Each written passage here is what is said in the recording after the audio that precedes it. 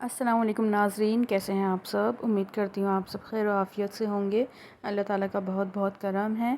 और जैसे कि मैंने आपसे लास्ट वीडियो में शेयर किया था कि मैं इम्तियाज़ सुपरमार्केट गई थी और वहाँ से मैंने क्या क्या ग्रॉसरी की है वो मैं आपको बताऊँगी, और वहाँ से क्या क्या नहीं की वो भी मैं आपको बताऊँगी। तो चलिए वीडियो को स्टार्ट करते हैं।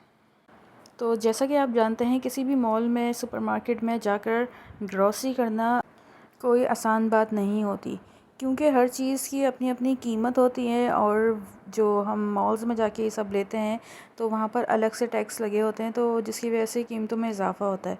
अच्छा, ये जो मैं आपके साथ चाय की पत्ती शेयर कर रही हूँ, ये मैंने सुपरमार्केट से नहीं ली। ये मैंने आम जो पत्ती की शॉप होती हैं जहाँ पर हर तरह की पत्ती, टी बैग्स और खुले पाउडर, मिल्क पाउडर जो होते हैं वो मिल रहे होते हैं, तो ये मैंने वहाँ से ली है। वहाँ की पत्ती बहुत ज़्यादा स्ट्रॉन्ग होती है और मेरे हस्बैंड को और मुझे इन्हीं पत्तियों की आदत है और हम लोग यही वाली यूज़ करते हैं। अब हमने लिप्टन, टपाल ये सब यूज़ करके देखी है, बट जो मज़ा इस वाली पत्ती का है ना, और जितनी स्ट्रॉन्ग होती है तो हम लोग ये वाली ही लेते हैं।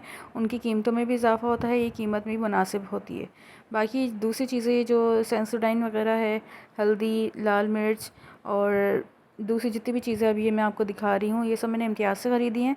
और ख़ासकर ये जर्दे का रंग, ये मुझे बहुत पसंद है तो मैं हमेशा वहीं से ही करती हूँ। ये चिकन पाउडर के साशे हैं जो कि 20-20 रुपए के थे, तो ये भी मैंने वहाँ से ले लिए हैं। और उसके अलावा नूडल्स और दूसरी चीज़ें जो मैं अब आगे शेयर करूँगी, ये सब मैंने इम्तियाज़ से ली हैं।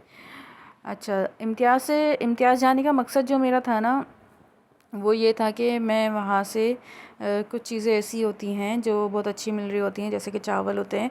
चावल मैं यहाँ से अपने करीबी मार्केट से जब लेती हूँ तो 380 रुपये किलो मिलते हैं सेला चावल, और वही चावल मैंने इम्तियाज़ सुपरमार्केट से लिए तो वो 310 के मिले। और फ़र्क ये होता है कि यहाँ के जो चावल होते हैं उसको मैं आधे घंटे भिगोती हूँ, और अगर 1 घंटा करूँ तो वो सॉफ़्ट होना स्टार्ट हो जाते हैं। मुझे पैसों के और क्वालिटी के हिसाब से चावल जो है सेला चावल, वो मुझे इम्तियाज़ का ही पसंद है।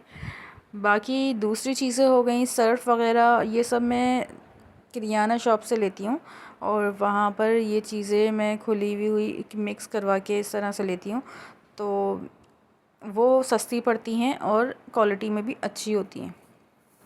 और इसके अलावा सब्ज़ियाँ हो गई और दूसरी चीज़ें जैसे एग्स हो गए और मीट हो गया और फ्रूट्स हो गए, तो ये सब चीज़ें ना मैं आम मार्केट से ही लेना पसंद करती हूँ, क्योंकि ना ये चीज़ें वहाँ पे फ़्रेश नहीं मिलती, और फ़्रेश ना आम मार्केट में ही मिलती हैं। सब्ज़ियाँ ठेलों से और फ्रूट्स भी ठेलों से, और दूसरी चीज़ें हो गई जैसे कि एग्स, ब्रेड और केक वगैरह, जो जितने भी बेकरी आइटम होते हैं ये सब बेकरी से ही लेती हूँ। वहाँ पे भी मैंने देखे हैं कि कुछ, जैसे ये गुलशन वाला इम्तियाज़ है, तो वहाँ पर कुछ पेटीज़ वगैरह मिल जाते हैं, फ़्रेश बना भी रहे होते हैं, बट वो वाली फ़्रेशनेस नहीं होती। और बहरहाल सबका अपना अपना पॉइंट ऑफ व्यू है।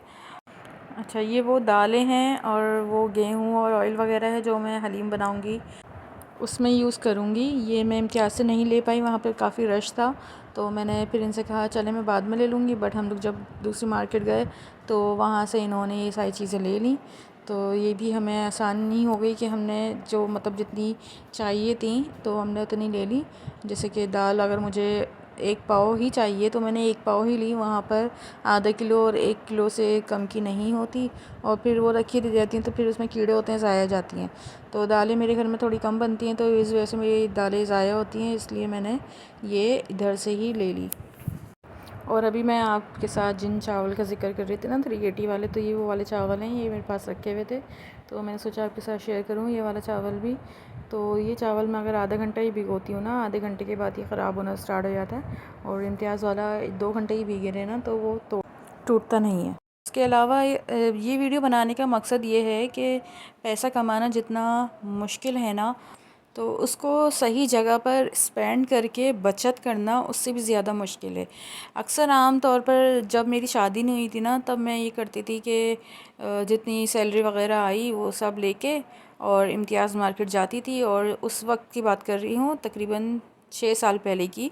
तो जो नज़र आया, जो पसंद आया वो बस उठाया और कार्ट में डालती गई, और बिल माशाल्लाह से बन जाता था 25, 30, 40,000 का।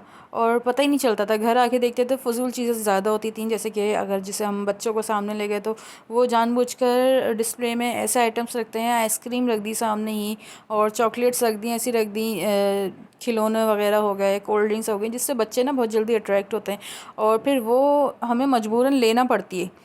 तो मैं अपने कज़न्स वगैरह बच्चों के साथ जाती थी तो वो भी खुश होते थे, उनके लिए भी ले लिया करती थी, अपनी बहनों के लिए भी लेती थी, मैं भी अट्रैक्ट होती थी इन चीज़ों से, मैं भी ले लेकर रखती रहती थी और काफ़ी चीज़ें जमा कर लिया करती थी। और फिर जब आके घर पे देखती थी तो देखती थी काम की तो कोई चीज़ नज़र ही नहीं आ रही, जो मैंने चीज़ें ली हैं वो तो बस ऐसे ही हैं, तो यूँ ही ख़त्म हो जाएंगी, और सौदे में तो काफ़ी सामान रह गया है। अच्छा, लिस्ट बना के मैं नहीं जाती थी। अब हम क्या करते हैं, अब हम लोग लिस्ट बनाते हैं और जो चीज़ें जिस जिस जगह से मुझे लेनी है ना, जैसे कि मैंने आपको बताया इम्तियाज़ से क्या लेती हूँ, और यहाँ पर करीब में दूसरा मार्ट है, छोटा है वो, मगर वहाँ से भी कुछ चीज़ें बहुत अच्छी मिलती हैं, वहाँ से क्या लेना है। और दूसरा सब्ज़ी मार्केट हो गई और फ्रूट्स मार्केट हो गई, वहाँ से क्या लेना है। और दूसरा जहाँ से ये हमने पत्ती वगैरह ली है, वहाँ से क्या क्या चीज़ें लेनी है। सर्फ़ की दुकान अलग है, ब्लीच, सर्फ़ और दूसरी चीज़ें होती हैं, तो वो चीज़ें कहाँ से लेनी है, इसकी ना मेरे हस्बैंड ने एक अलग अलग मखसूस जगह बनाई हुई हैं, और ये सब मैंने अपने हस्बैंड से ही सीखा है।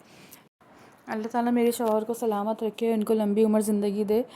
तो माशाल्लाह माशाल्लाह से माशाल्लाह बहुत एक्टिव हैं हर जगह से। कभी ये नहीं सोचते कि जब मैं कमा रहा हूँ तो यार मैं अपना आराम देखूँ, यूँ ऑर्डर कर दिया, यूँ ऑर्डर कर दिया, नहीं। खुद जाते हैं, खुद चेक करके अच्छी से अच्छी क्वालिटी की चीज़ें लेकर आते हैं।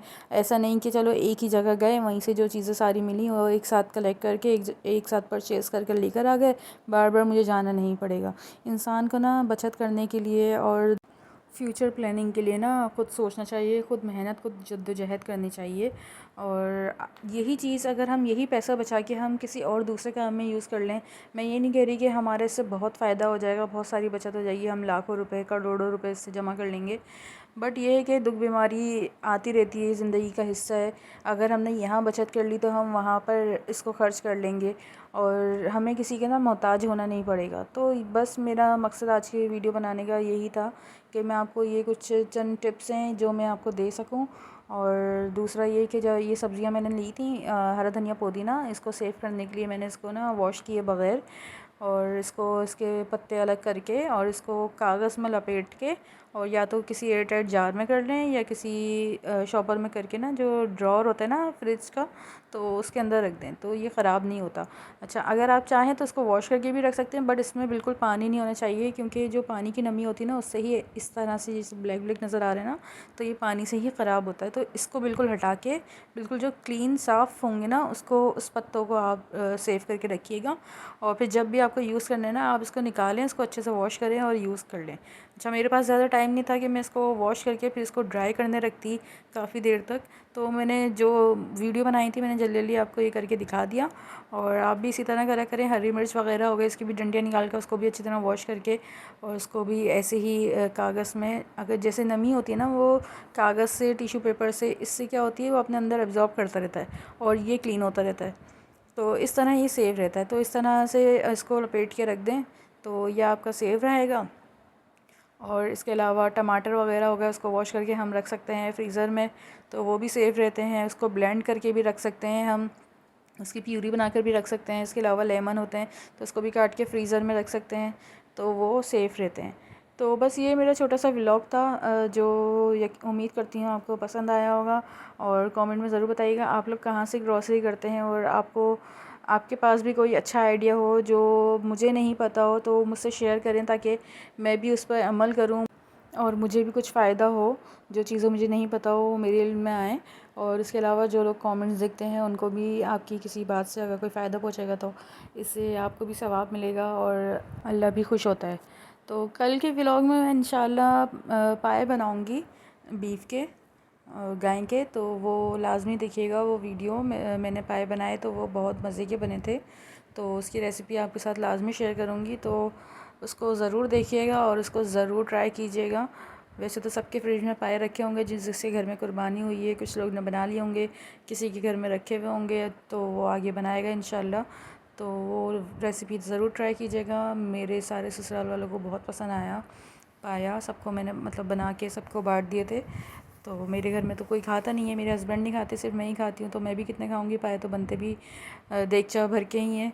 तो बस वो रेसिपी ज़रूर ट्राई कीजिएगा, इंशाल्लाह आपके ससुराल वालों को भी बहुत पसंद आएगी, आपके मेके वालों को पसंद आएगी, जिनको आप खिलाना चाहें। और देखिएगा सब आपकी कितनी तारीफ़ें करते हैं। और कमेंट में ज़रूर बताइएगा कि आप लोग किस सिटी से मेरा ये व्लॉग देख रहे हैं। तो अब इस व्लॉग को यहीं पर ही एंड करती हूँ। नमाज की पाबंदी रखें और कुरान पाक पढ़ने का एहतमाम करें, और लाजमी उसको समझ के तर्जुमे के साथ पढ़ने की कोशिश किया करें। और अपना और अपनों का बहुत ख्याल रखें। मिलूँगी इंशाल्लाह नेक्स्ट व्लॉग में, तब तक के लिए अल्लाह हाफ़िज़।